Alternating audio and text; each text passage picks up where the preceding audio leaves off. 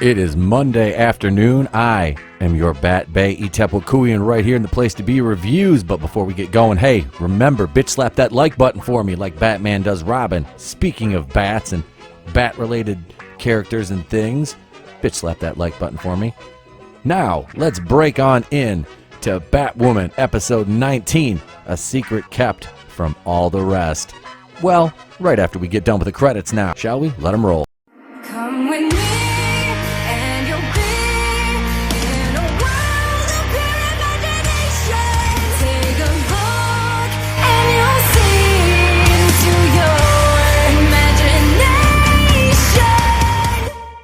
Start this week's episode with Hush, aka Two Guns Tommy Elliott, I just made that up, shooting random people in the Gotham City library. As he approaches his last victim, you see him whisper his catchphrase, hush, which is rather ridiculous, but funny nonetheless. Kate is hunting down Reagan because remember, Reagan absconded with her notebook after that one-night stand. You know, I figured one-night stands usually might steal some money off the dresser, out of your wallet, a little bit of weed, but no, Reagan takes a book that supposedly has the bat weapons in it after kicking her door in, and Reagan plays on Kate's emotions to try to get her journal back. Remember, Reagan is now working with her sister, Magpie. That's right, the one that looks like Luna Girl. Reagan tells Kate that her blonde friend cornered her in a parking lot, put a knife to her throat to try to find out where the journal was. That blonde friend, of course, she's speaking of is none other than Miss Julia Pennyworth. We join Dr. Butler, a.k.a. Mouse in disguise, talking with a random nurse as he ducks into an electroshock therapy room, which every hospital has, where Hush and Alice are torturing the professor, who Hush kidnapped from the library shooting because they think he can translate the Lucius Fox journal. And when they find out he can't do it, Alice just kills him, shocks him to death. That's my girl. So Julia is on her way to get a simple cup of coffee while she's at work at Crow headquarters, because remember, she's a Crow now, and she's confronted by Kate regarding the whereabouts of the journal, if she's procured it, and why did she, quote-unquote, assault Reagan to look for it. Now, Sophie joins Kate and Julia, and you can see the ire in Kate's eyes as she watches Julia and Sophie interact. Obviously some lesbian jealousy there. So Jacob is briefing the Crows on the situation, apprising them of the situation of another abduction of a translator by Hush, and we're off on the manhunt. Arguing with Luke about his loyalty to Julia because of their father's relationship, you know, Alfred and Lucius, they're friends. And he fires back at Kate because she let a one-night stand steal the key to destroying Gotham, or, well, we'll find out later, and Luke leaves.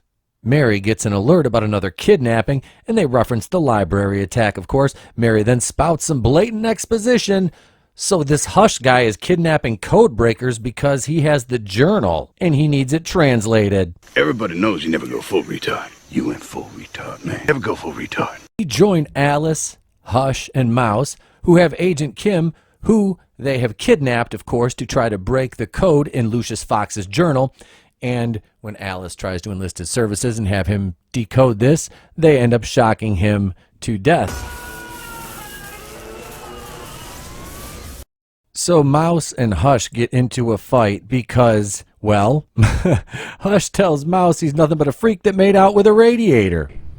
You're just a freak who made out with a radiator. Hey, laser lips! Your mama was a snowblower! So after Alice regains control of the situation, they have to go over the only code breaker in the city who's not on lockdown. Remember Parker, the young, they made a point to make her a lesbian character that Kate had to rescue earlier on this season? Yeah, well, they send Hush to kidnap her.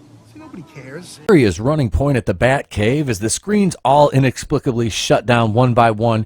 Kate is pursuing Hush, but she's going the wrong way down the expressway. They have a little bit of a showdown in the middle of the highway. She uses a little bat grappling hook and stops him from getting away in his car, stops his van. I mean, it's kind of a ridiculous scene, but she frees Parker, that young girl I spoke of earlier who was from a previous episode, kind of a callback, and Tommy escapes in a stolen car, of course, because it's not the end of the episode yet, and we can't have him getting caught. Stupid! Stupid! Stupid! You're so stupid! Tommy returns to Alice and Mouse empty-handed, and Alice says, "That's it, we're doing things my way, boys." You get your bitch ass back in the kitchen and make me some pie. Luke goes to visit Julia because he knows she's not supposed to be in America based on her current job assignment. Kate brings Parker to the Batcave after she rescues her from Hush.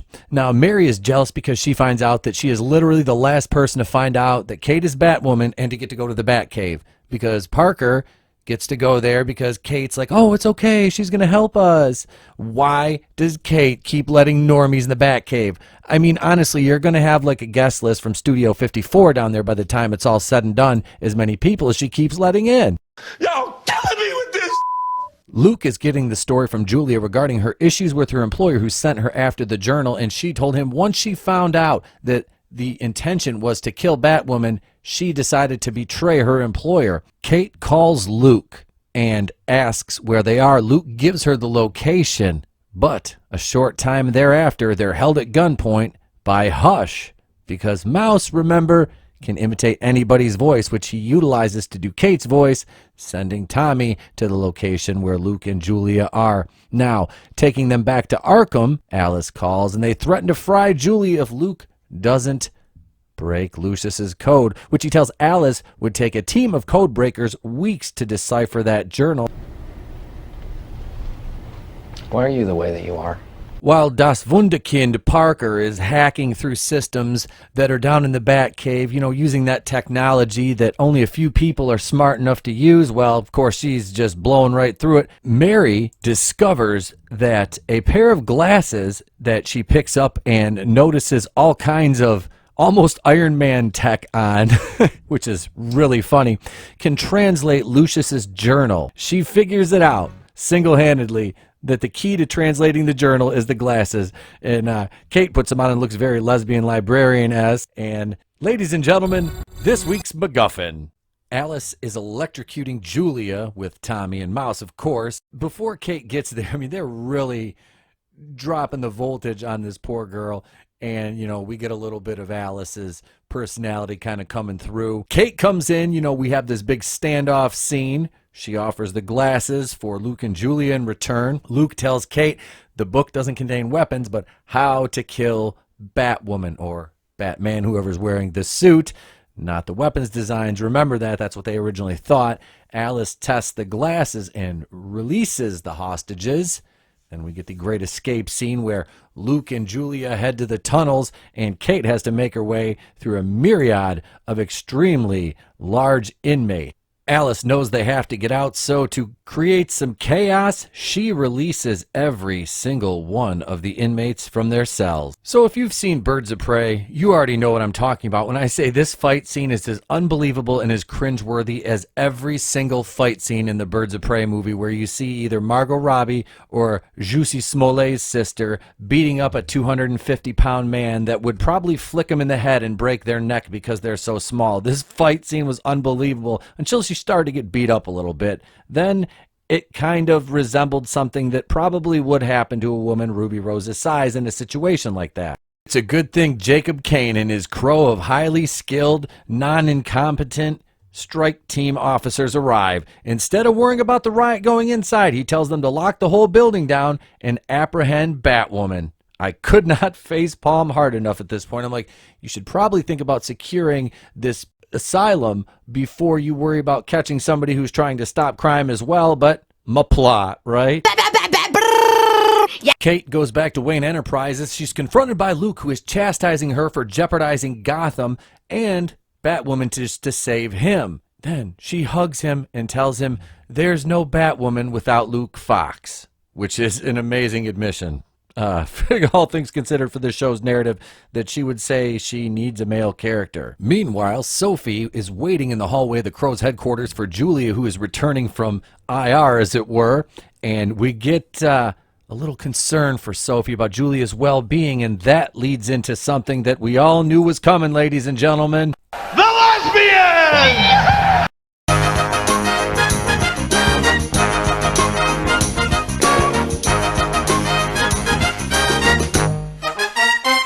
But that moment is interrupted as Kate shows up, and it's a little bit awkward for Sophie because, well, her and Kate were very close, you know, kind of like the little scissored action, but Julia and Kate have to have a discussion. Julia tells Kate that she actually double-crossed the person she was working for because she followed the rifle all the way to Gotham when he was trying to assassinate Kate, and she had double-crossed, like I said, double-crossed the person she was working for because once she found out what they wanted that book for, Lucius's journal, and this is not a he, this is a she, of course, that's the villain, she was not going to go through with it, meaning Julia was not going to go through with it. So this has been a eye-opener because here we were thinking that Julia was going to be the heel in this storyline. She was going to double-cross Kate. Nope. Jacob meets with Batwoman on the roof of the Crow building as he hits the light on the bat signal to summon her. They discuss the mess at Arkham, and he warns her that if he catches her interfering in any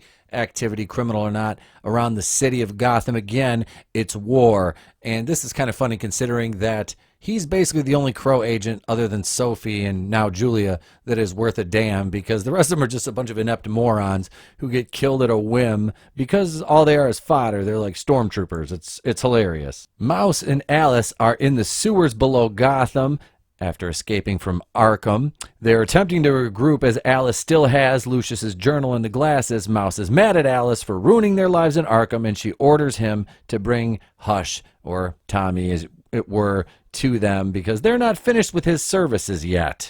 So there it was, my review of Batwoman episode 19. Well, summary and kind of commentary on the episode. A secret kept from all the rest. That's right, we're only down to a couple episodes left this season, and it has not gotten any better. The viewership, I didn't do a ratings video because it's pretty well self-explanatory how bad this show is, how much it's in the toilet, and they're just going to keep going with it. I hear rumors, I haven't really looked into it too much, that Supergirl is going to be canceled, which would be hard to believe because no matter how much money they hemorrhage, they just keep on plugging this train along the tracks, even though the tracks are broken, the train's falling apart, they just keep doing it anyway. So I'm going to put it out to you guys. Do you guys want me to review Stargirl too? Leave your thoughts in the comments below on that topic, as well as what your thoughts are of this episode overall. Let's take this thing home, shall we? Ladies and gentlemen, Mr. Conway Twitty.